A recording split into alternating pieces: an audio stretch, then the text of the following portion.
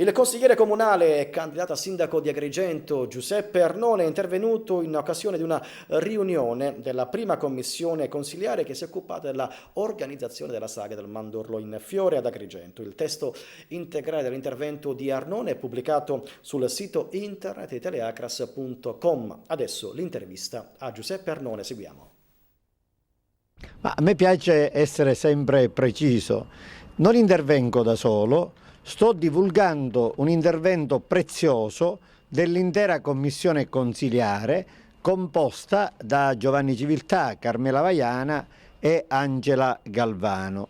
Abbiamo sentito un imprenditore agrigentino, Sergio Di Benedetto, che aveva inviato al comune una lettera di protesta, diciamo, sulle discriminazioni che sarebbero in atto per favorire taluni imprenditori e penalizzarne degli altri. E in effetti la commissione consiliare ha preso atto di un quadro quantomeno allarmante e per evitare che si ripetano al comune vicende come quelle tristissime che riguardano il dirigente Di Francesco e altri ancora, invitiamo il sindaco Zambuto a dare garanzie di rispetto di legalità. Il verbale della commissione che è tra le mani scrive nero su bianco, ed è un verbale inviato al sindaco tra l'altro, che vi sono persone, signori stimatissimi per carità, ma estranei al comune, mi riferisco a Dario Danile, Pachito Danile, che si comportano come se fossero i dirigenti del comune di Agrigento.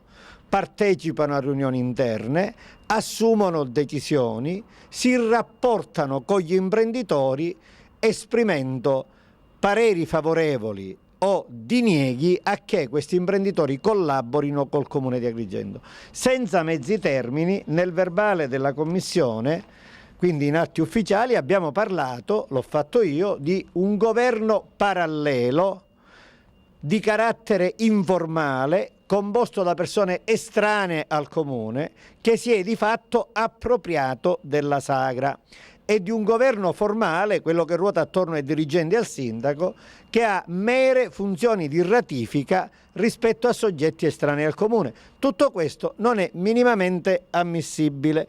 Dobbiamo ripristinare le regole, vi deve essere trasparenza. Questa sagra costa quanto? 300.000 euro agli agrigentini, 400.000 euro? Bene, queste somme vanno gestite con la massima trasparenza. Dirò di più, l'imprenditore Sergio Di Benedetto ci ha spiegato che tutti sono in grado oggi di garantire un'anticipazione delle spese nell'organizzazione della sagra, che gli imprenditori che lavorano con Sergio Di Benedetto sono disponibili ad anticipare, che gli albergatori che dovrebbero ospitare i gruppi folcloristici sono disponibili a fare credito al comune. Allora cerchiamo di finirla e garantire trasparenza. Un'ultima battuta, garantire anche la qualità.